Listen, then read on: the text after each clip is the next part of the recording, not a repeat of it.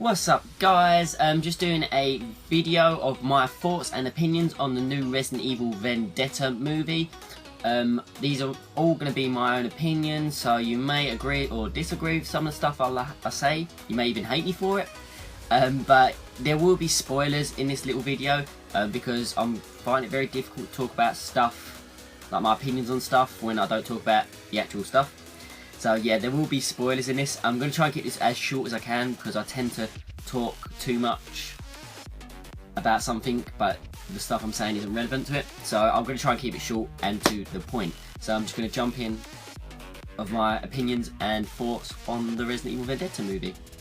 So, I didn't unfortunately get to watch this film at the cinema. I wish I had, because I really wanted to experience it in the cinema, because I tend to find movies better when I'm watching them at the cinema.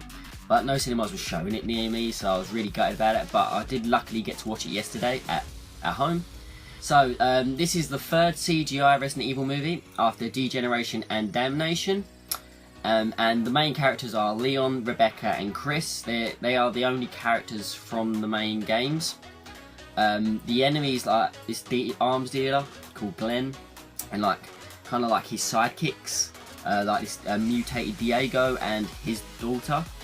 There's not really that much backstory on like Diego and his daughter. To be honest, there's not really that much backstory on any of the villains really in this movie, which I'm quite gutted about. Like, I would have liked to have known more about the Glenn, because like when he comes to fighting Chris in the movie, because he fights him twice, he's really skilled and he's able to beat Chris in like hand to hand and guns and stuff like that.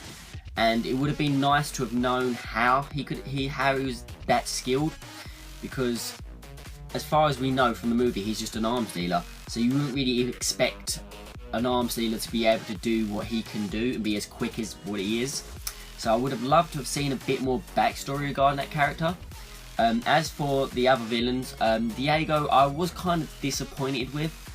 I wish like they had utilised him a bit more, because he's only kind of done a few bits in the movie. He kind of just he didn't die, but he kind of got easily taken out with an incendiary grenade by Chris. Like, he punched Chris once, and that's generally it. He used a minigun in the movie, and that's generally it. I mean, I know he's kind of a part of the main boss at the end of the movie, but he isn't really him. So I was like, when I first saw him at the beginning, in the beginning sequence of the movie, I kind of was hoping for like a really epic fight where Chris and Leon were both working together to take him down, or like if he had mutated and they were trying to take him down together. I think that would have been pretty cool if they'd have done that. But yeah, apart from that, the villains aren't too bad. I mean, I reckon they could have maybe developed them a little bit more, personally. But they were, to be honest, they were good enough as they were, but I would have loved to have a bit more backstory, perhaps. I know you kind of get a bit of backstory with Glenn with his wedding stuff, but again, that's not really in like major detail. It's kind of like a little quick scene, and that's about it. Moving on to like the main characters, Chris Redfield, definitely think he was an improvement in this film. Like, I loved his character so much in this movie, in terms of both the actual character design and like the way he was. The thing I liked the most about him was the fact that he was very human and realistic in terms of what he did and what his abilities and stuff was. Like, when it came to the fights, he was, I mean, yeah, he was quick, obviously, and stuff like that, and he's quite strong. But you could imagine him being like that because of his training and his experiences with like zombies and stuff like that. So I found his character quite satisfying to watch, and I enjoyed his character a lot. I really did like his the character design of Chris. Yeah, it was probably the best version of Chris I've seen for a long time.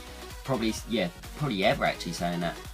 The voice acting, to be honest, the voice acting for all the characters in this movie was on point. I could not fault any of the character voice acting in this movie at all. Like, there's not one point where you think, oh, they should use a different voice actor, or the voices don't match the person or their actions. The voice acting was on par, so the casting for that was perfect. I'd say perfect. Moving on to Rebecca. Again, Rebecca was a really good character in this movie. Really strong, perfect character. She's kind of like the main focus of the movie in a way, because like she's the one that develops like the cure and stuff like that. So she's kind of, in my opinion, like the main focal, really, like kind of built around her, which I don't mind at all because I did like her character a lot. Moving on to Leon, I do have a few kind of issues with Leon in a way. They're kind of nitpicky, but it's obviously, to me, obviously some people will love him. Everyone loves Leon in the game, so I do as well. But in this movie, I kind of didn't like the way that he was very like invincible in a way. Like when it came to his fights, like his scenes and stuff, like especially the one that I didn't like that much was the motorbike scene with the Cerberus dogs. The way that he was able to know when they were going to jump, where they were going to jump, and he ducked and dived and all that while on a motorbike.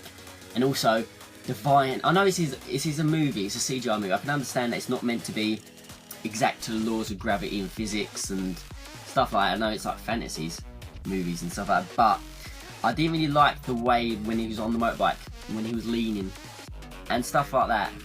That to me just like kind of, I didn't really understand it. I didn't like, my head couldn't get around it because I'm very much a person that likes, I told you, it's all down to me, of course. I mean, obviously you guys will have different views, but I very much like it when it's realistic, when you can imagine it being like that in real life. And I just could not imagine anyone being able to do the stuff he does on that motorbike. Like he actually, I mean, I don't mind that bit, like the part where he drives the motorbike with his foot. He pulls the brakes and all that with his foot. There's maybe a bit too much. Like Chris, like I said, Chris' character is very real and very realistic and human, whereas Leon just seems very much like he's in the video game, and that he's invincible and he can do anything and everything, which I didn't really like, especially since Chris was very real to me in this film.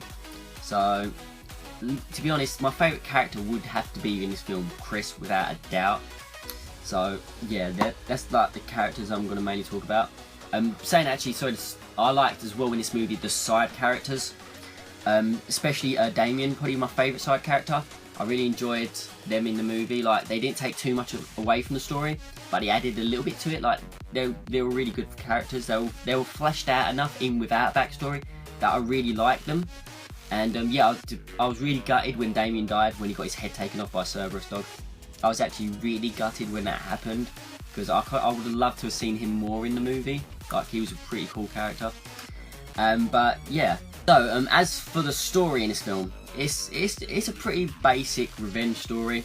You know, like it starts off with they're hunting someone down because they're arms dealing, and they kind of try and take him down, but in the process kill everyone around him, and he survives and he's getting revenge. That's pretty much the gist of it, but he's going a bit beyond with the revenge in terms of turning everybody into a zombie.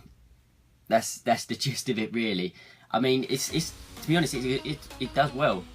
I mean, it's not a complex story. You can very much easily get what's happening and why they're doing it and stuff like that. So in terms of that, it's actually pretty good. I actually enjoyed it, and the writing in this movie is good. Dialogue, excellent. Story, yeah, story's good. So I actually enjoyed it, even though it's basic, like basic in terms of the premise. I actually really enjoyed it. Talking about the action scenes, I know I kind of talked a bit about that Leon bike scene, but I have to say the action in this movie is super good. So satisfying to watch, especially about an hour and 15 minutes into the movie. The zombie scenes in the corridors with Leon and Chris kicking ass. That is such a satisfying. I know they put that in parts of that into the trailers, so pretty much anyone who's seen any of the trailers would have seen it, even if they haven't seen the movie. Yeah, they're pretty satisfying to watch, especially Chris with like his machine gun with a knife, and then Leon going full John Wick with the headshots and stuff like that. It is really satisfying to watch. The only thing I didn't like about that scene was probably like some of the zombies kind of try and rugby tackle him. Like usually a zombie would go to bite you, where some of them put their head down and went to rugby tackle them. And then you kind of had as well Chris and Leon elbowing zombies in the face. Whereas if that was me in real life, the thing I wouldn't do is stick a part of my body near a zombie's face. But again, they've had special training, so they're better zombie killers than I am. But yeah, I told you the action scenes are super satisfying. I love the little scene as well. It's not really an action scene, but I love the bit as well when Leon's just on his vacation and they had the minigun bit with Diego. I found that really fun to watch. They had quite a few scenes in this film actually where you see body parts dismembered. For instance, in that minigun scene, the part with the waitress, I kind of feel sorry for her. She gets hit with a minigun, and then all of a sudden you just see her arm fly off because the minigun's just chopped her arm off. And then you have Damien, who has his head taken off by a Cerberus dog. And then in the final boss scene, when Chris shoots him with the grenade launcher, you have his arms come off, like attached to the building still, and then you just have his body parts raining down on the ground. So yeah, it's quite a little bit of dismemberment in this movie. Not like graphic dismemberment, like kind of in the background, not the main focal point when it happens. But yeah, like the action in this movie is definitely a high point in this movie, without a doubt. Like I loved it so much. It's so satisfying to watch. It's well paced for me. Like it's not just continuous throwing tons of action at you, so you get, you know what I mean, get tired or bored of watching all these big splats. It's nothing like that. It's like really well paced, and it always comes at like the right time. And the action scenes are never, in my opinion, too long. Like if anything, a little bit more would have been good, but it was good as it was. Like it was pretty excellent. But there are as well a few little links. Whether or not they're intentional or not, I haven't a clue. But they have a few little links that, well, they look like links to me in the movie. Like for instance, at the beginning of the film, you have the mansion in the woods, which without a doubt, just even hearing that sounds like Resident Evil 1.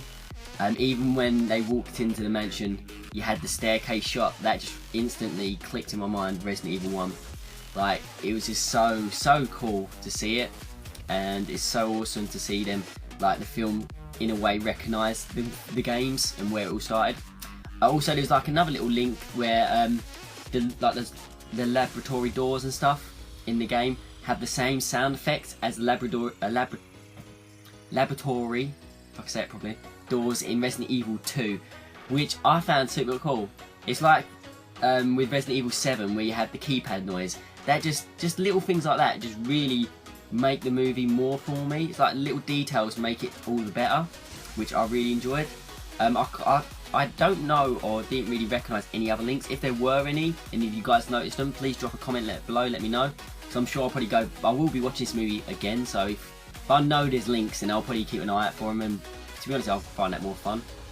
One like issue for me in this movie was the soundtrack behind it and the music within the movie. Like, I don't know, I didn't really enjoy the music as much, really. Like, it's not that the music was bad, it's just that I can't remember any of the music. It's like if I think back to the movie, I can't think or even know any of the music that was in the movie.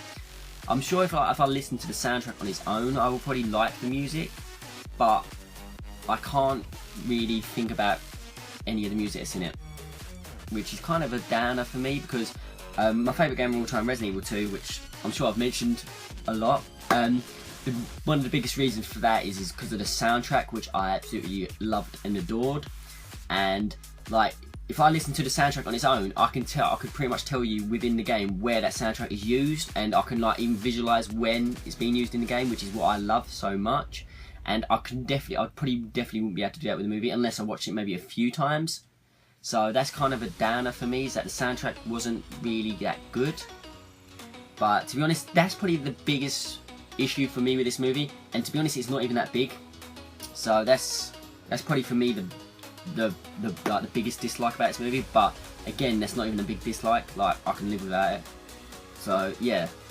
So talking about the ending now, the final boss battle was so satisfying. Like, it was a really cool boss fight, especially the part, I loved the part with the railgun, where I can't remember her name, but the female shoots the railgun at the boss and the bullet passes through him, and I just love the part where you see the rail shot going through skyscrapers and the skyscrapers falling down. That was just so cool to see that. It was super awesome. And the boss itself was pretty powerful. Again, with the Leon, like the invincibility thing, the boss has Leon in his hand a few times and he couldn't crush him. Even though he was, on the second attempt of picking Leon up, he was trying to crush him, you could see that, but it just didn't work. But apart from that, the boss fight was really good. I mean, I wish that like Leon and Chris had teamed up more. Maybe like just a little bit where they're both like a little bit where they're undercover and they're saying, "Oh, we're gonna do this to take him down." Something like that would have been really cool for me, like to see Leon and Chris working together, like to take down the big final boss would have been super cool. But yeah, it was a really, really good ending to the movie. Anyway, at the end, the very end, you have, to me, what was sequel bait, like the part where Diego's metal mask is on the floor and his daughter picks it up. To be honest, what I read from that is that she's probably gonna do another film and she's gonna be like trying to avenge her father. So I could probably see her either being the main focal point or perhaps being within the next movie, which hopefully there will be a next movie, because yeah, without a doubt this movie was super awesome. So as for the verdict of this movie, it is absolutely awesome. If you haven't seen it, it's on digital now. It comes out next month, at least from where I am, on next month on Blu-ray and DVD, so you should absolutely 1000% see it. It's definitely, for me, it's definitely the best Resident Evil movie. Even like across the live action ones, it's better than those. And yeah, super awesome. As soon as I finished watching it, I did have the Blu-ray pre-ordered, but I upgraded it from the standard to the Steelbook because I'm going to be proudly putting this in my main Resident Evil collection. I do have the standard live action movies and the other CGI movies, but they're kind of in a collection of their own. But this one I will be proudly putting in my collection because it is that good. Hopefully they do a collector's edition like they did with D-Generation, where they had the figure of the boss, like the boss at the end. Hopefully they do the same this one, because that would be a super cool looking piece, and I'll proudly put it in my collection. So yeah, hope you guys enjoyed this video. Obviously these are my personal thoughts and opinions of it, so you probably won't agree with most of what I said. I'm kind of sorry if I talked too much, really, because I kind of say a lot of stuff about it, and I might have gone a bit off topic. I'm not too sure. And yeah, I hope you guys enjoyed this video, and I'll see you in the next one. See ya.